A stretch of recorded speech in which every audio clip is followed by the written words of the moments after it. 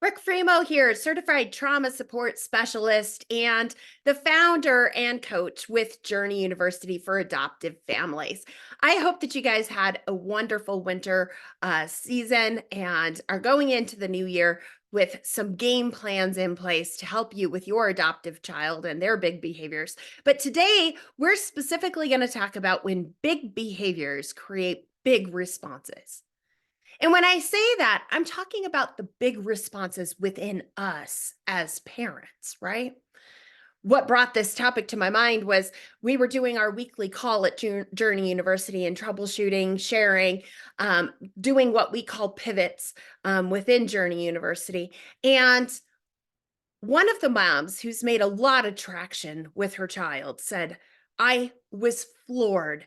My son went to his room to calm down, and in his fit of rage, he kicked with his heel a hole in the drywall. Now, this is a kiddo that used to have very aggressive, violent tendencies before mom started Journey University. Mom and dad started Journey University. They've really made a lot of shifts in the dynamics of their home.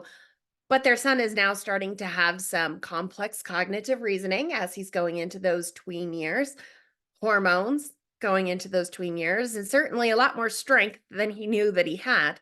And so this is out of character for him. But mom said, he's over it. He's making it right, but I'm not over it. I'm still really upset. I'm still really struggling to process where we are at.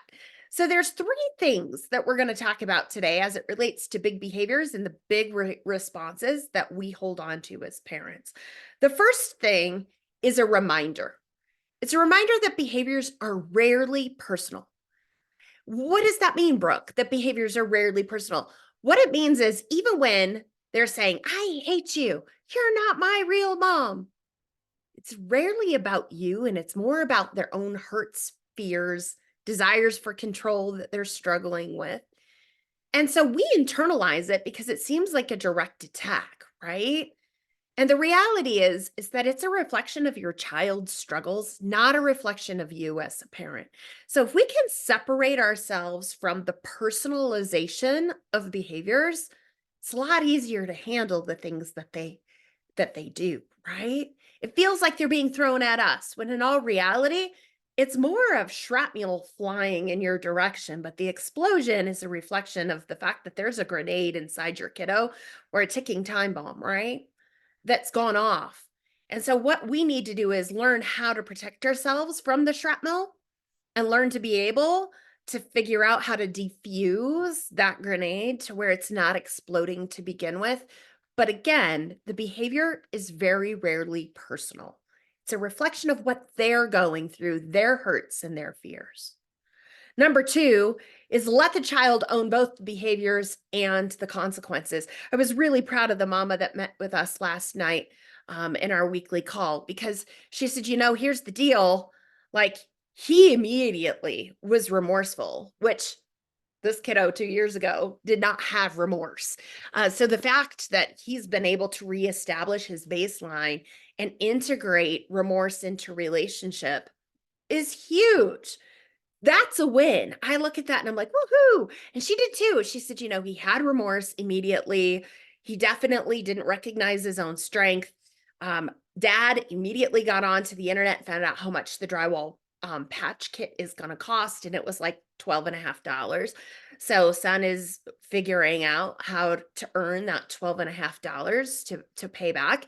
And then they're going to have to figure out what it looks like for son to fix it to the best of his ability, with dad, of course, doing the parts that are aesthetic. The son is willing to make it right. He's lost out on his reward for that day, which is part of the system structures that we have for Journey University. And so the son recognizes, I made a mistake. It's up to me to own it. Mom and dad aren't going to fix this for me, and I am responsible to clean up the mess that I have made. And so mom should be able to detach from this and go, he's got the consequences in place, he's got the behaviors, and I'm not going to let him emotionally extort me by ruining my day with his choices. I know, didn't I use big language there? Emotionally extort, Brooke? That seems really extreme. Yes, it does. Until you've had trauma kiddos, right? And you know that the number one thing that that adopted children, trauma kids, want is control. They don't innately feel safe unless they are in charge. And so they go around looking at how they can maneuver situations in order to remain in control of their own little sphere of existence. For them, that's what feels safe.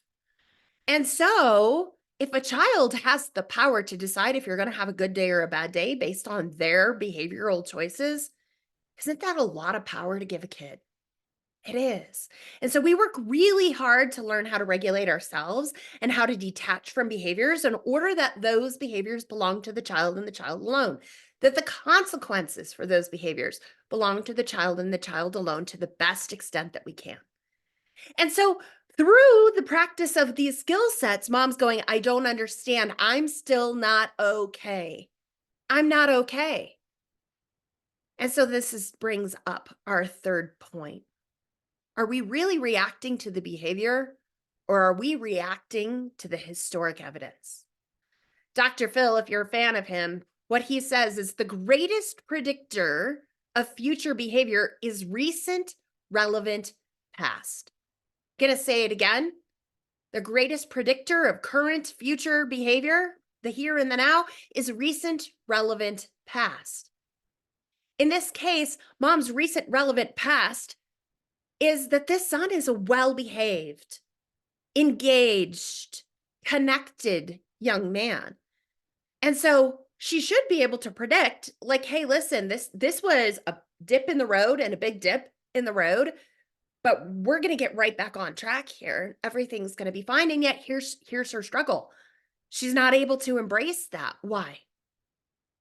The answer is because she herself has trauma from parenting a child that was so traumatized for so long. Years in the battlefield with her son, where she got hit, kicked, cursed at, spit at, things damaged all the time within the home. This young man had all sorts of things coming out of his mouth that were like suicidal type things, very threatening type things, both towards himself and others.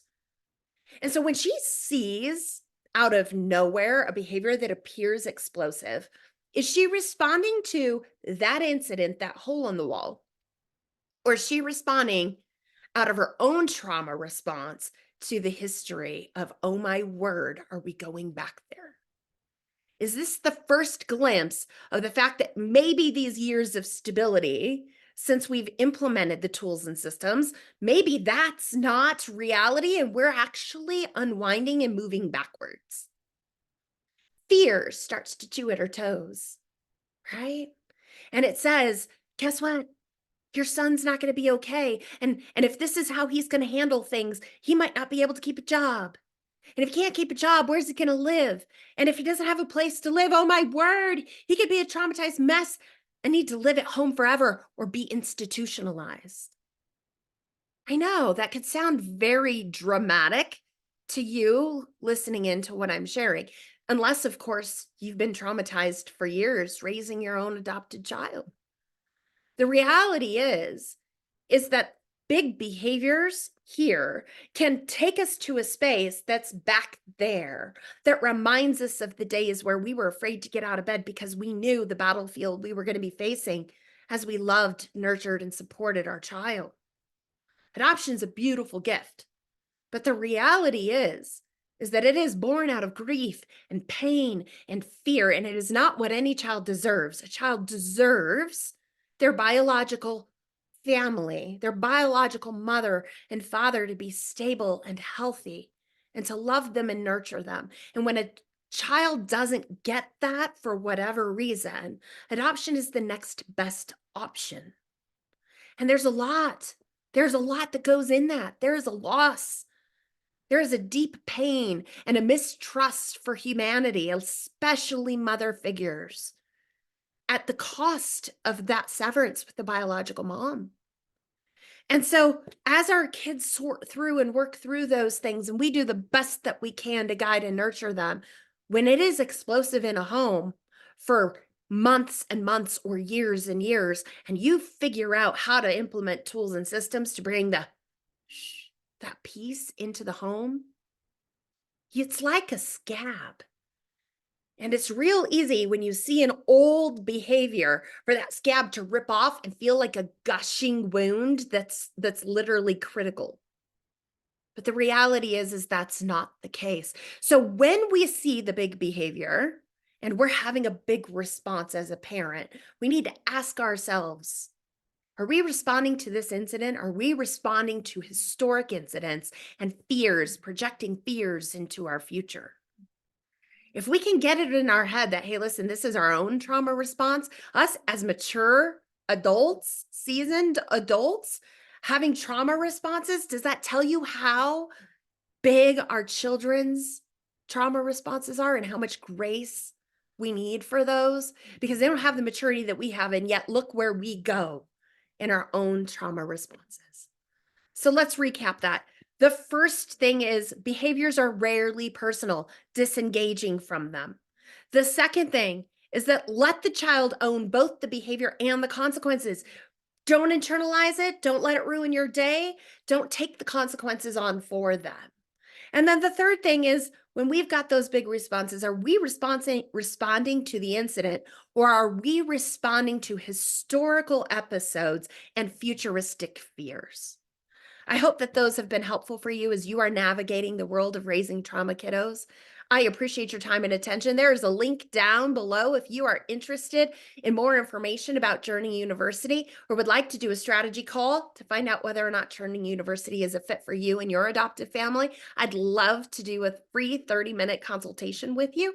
I also have a Facebook page with a lot of active information on it, and the traumamama.com is where you can find out testimonials and more information about Journey University. Take care. God bless you. And thank you so much for subscribing to my channel. Bye-bye.